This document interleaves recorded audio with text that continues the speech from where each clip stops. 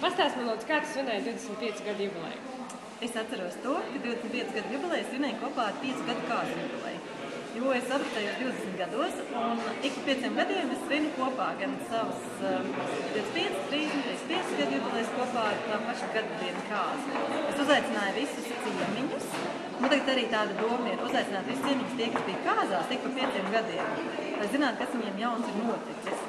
Un tā, es atceros, ka 25 gadu jubilejas arī svinēju tieši tā un pirtī. Tas notiks pirtī.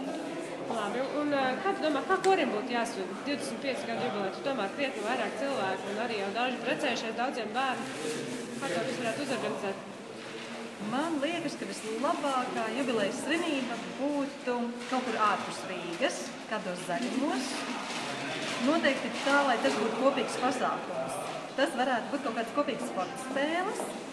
Tas varētu būt kaut kāda kopīga sanākšana, kopīga svinēšana pie ugunskura, bet noteikti kaut kāds kopīgs izklaides jābūt, jo tas parasti vienots cilvēks. Tā kā tas ir gods, vai pie sporta spēlēm varētu? Arī dziedāt. Jā. Varētu arī dziedāt, jā. Labi, paldies.